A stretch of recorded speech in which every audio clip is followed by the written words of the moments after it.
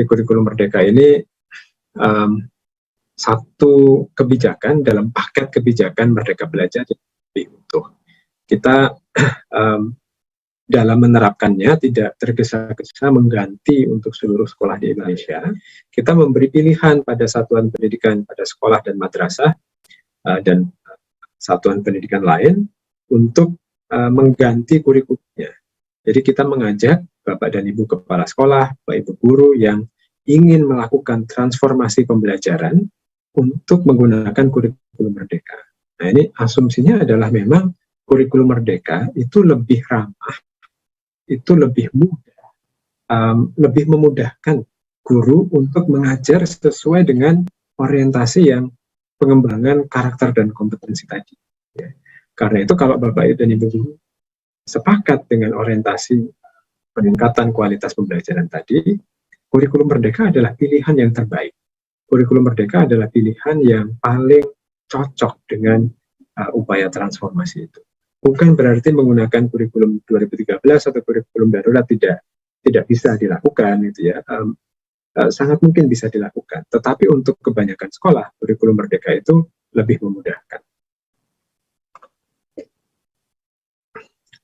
Kenapa demikian? Ya, karena kurikulum Merdeka itu kita rancang memiliki 3 karakteristik.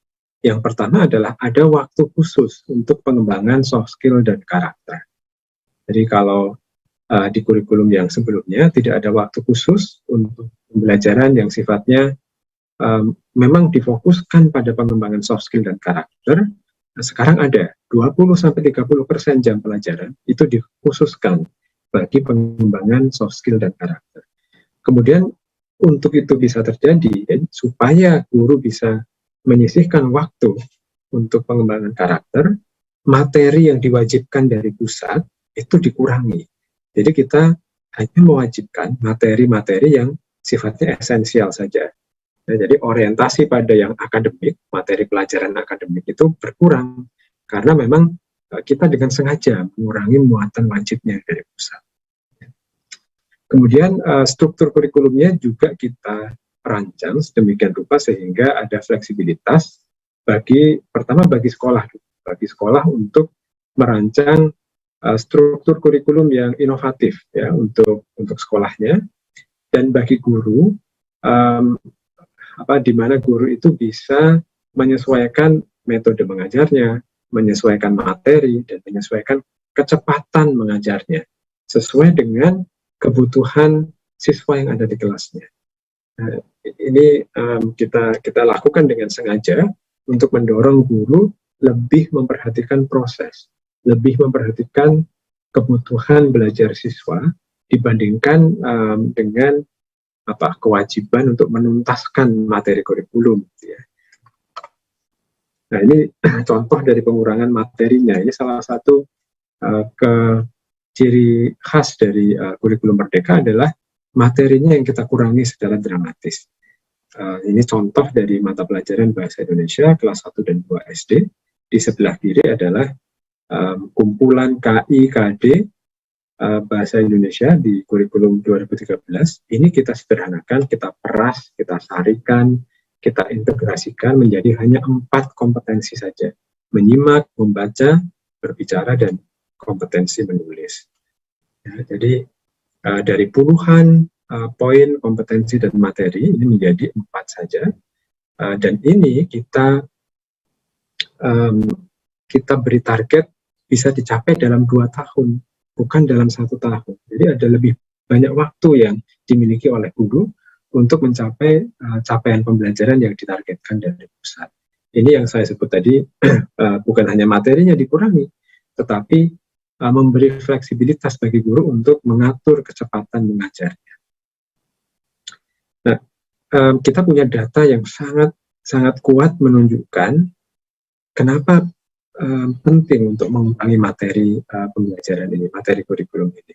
Kalau Bapak dan Ibu ingat, di tahun 2020 bulan Agustus, kami meluncurkan kurikulum darurat, kurikulum dalam kondisi khusus, yang itu sebenarnya kurikulum 2013. Hanya saja materinya kita kurangi, materinya kita pangkas, kita sederhanakan, seperti halnya yang kita lakukan di kurikulum Merdeka. setelah 1 tahun menerapkan kurikulum ini, ternyata sekolah-sekolah yang tidak dibebani dengan materi terlalu banyak, jadi sekolah-sekolah yang menggunakan kurikulum darurat, itu jauh lebih maju, jauh lebih efektif pembelajarannya dibandingkan sekolah yang tetap menggunakan kurikulum 2013 secara penuh. Jadi beban untuk menuntaskan materi yang banyak itu ternyata berdampak negatif pada pembelajaran siswa. Ini pengurangan learning loss-nya itu luar biasa, bisa menjadi 1/5-nya saja, dari 5 bulan learning loss menjadi 1 bulan learning loss. Ya, ini karena itulah kita meluncurkan kurikulum merdeka ya. Tapi sekali lagi kita tidak terburu-buru. Kita mengajak Bapak Ibu kepala sekolah, Bapak Ibu guru yang sudah satu visi, berniat, memiliki motivasi intrinsik ya untuk melakukan transformasi pembelajaran itu untuk mengadopsi kurikulum. Tapi itu pun kita masih memberi pilihan jenjang-jenjang atau pilihan tingkat penerapan dari kurikulum mereka itu. Pada level pertama, mungkin tahun ini Bapak dan Ibu tidak harus langsung mengubah kurikulum secara keseluruhan, tapi mencoba menerapkan prinsip-prinsip pembelajarannya dari kurikulum merdeka. Misalnya menggunakan pendekatan assessment diagnostik untuk melakukan teaching at the right level, untuk menyesuaikan kecepatan mengajar, metode mengajar dengan kebutuhan siswa, ya, tanpa harus mengganti seluruh kurikulum. Tapi kalau memang sudah siap tahun ini untuk sudah sekalian saja daripada setengah-setengah, sekalian saja mengubah kurikulum merdekanya, itu ada pilihan kedua dan ketiga. Ya. Di pilihan kedua, ini Bapak dan Ibu bisa menggunakan perangkat ajar yang sudah kita siapkan. Di pilihan ketiga, Bapak dan Ibu bisa mengembangkan sendiri berbagai perangkat ajarnya. Ini tentu bukan pilihan yang hitam putih gitu ya. Tentu saja bisa untuk sebagian mata pelajaran, sebagian topik itu menggunakan materi yang kita siapkan. Untuk topik-topik dan mata pelajaran yang lain, Bapak dan Ibu mungkin sudah lebih siap untuk mengembangkan materinya sendiri. Dan semua itu kita sediakan, kita beri aksesnya di platform Merdeka Mengajar yang bisa Bapak Ibu akses secara gratis menggunakan akun belajar.id. Materi tentang kurikulum merdeka ini semuanya kita sediakan juga di website kurikulum ya, kurikulum.kemdikbud.go.id. Di sana Bapak Ibu bisa menemukan berbagai materi, video-video, buku saku, sampai dengan kajian akademiknya.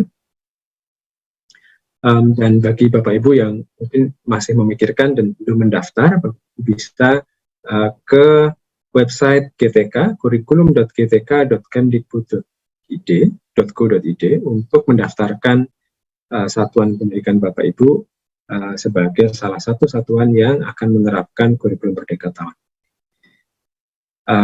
Jadi langkah selanjutnya Bapak Ibu, kami berharap bahwa setelah ini jika Bapak dan Ibu masih belum melakukan, silahkan mendaftar. Ya. Silahkan mendaftar dan kemudian segera mengakses berbagai pelatihan terkait yang kita sediakan di platform Merdeka Mengajar. Nah, tentang pelatihannya itu, ini poin terakhir saya. Tentang pelatihannya itu, Bapak dan Ibu, kita juga perlu mengubah cara berpikir kita. Kita juga perlu mengubah paradigma berpikir kita yang tadinya itu merasa bahwa yang tahu benar salah dari praktek pembelajaran di kelas itu adalah pemerintah pusat atau instruktur dari pusat. Ya. Nah, ini perlu kita ubah. Yang tahu apakah praktek pembelajaran, apakah yang Bapak Ibu lakukan di kelas itu baik atau buruk, benar atau salah, bukan kami dari pusat, melainkan Bapak dan Ibu sendiri. Karena kriteria baik buruk, salah benar praktik pembelajaran adalah dampaknya pada peserta didik. Ya, kalau yang Bapak dan Ibu lakukan itu membangun kapasitas anak-anak kita untuk menjadi manusia yang merdeka, manusia yang secara hidup, secara lahir dan batin hidupnya itu bersandar pada kekuatannya sendiri, pada karakter dan kompetensinya sendiri, maka yang Bapak Ibu lakukan itu benar, gitu ya. Terlepas dari mungkin ada orang lain yang merasa itu salah. Kriteria utama adalah dampak dari apa yang kita lakukan sebagai pendidik pada tumbuh kembang karakter dan kompetensi peserta didik kita. Dan itu yang lebih tahu adalah Bapak dan Ibu sekalian, bukan kami dari pemerintah pusat. Karena itu pendekatan pelatihan yang kami rancang sekarang tidak lagi mengandalkan pada pelatihan berjenjang dari instruktur pusat, instruktur daerah, instruktur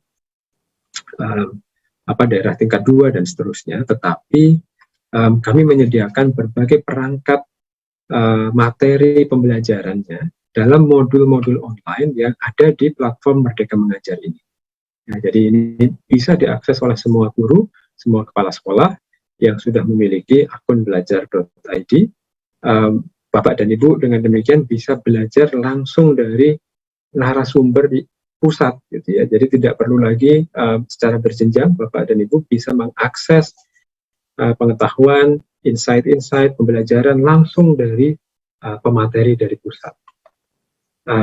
Karena itu yang diperlukan oleh kepala sekolah, yang diperlukan oleh dinas pendidikan adalah memfasilitasi proses belajar secara mandiri tadi. Ini yang kita sebut sebagai komunitas belajar atau komunitas praktik di antara para guru dan kepala sekolah.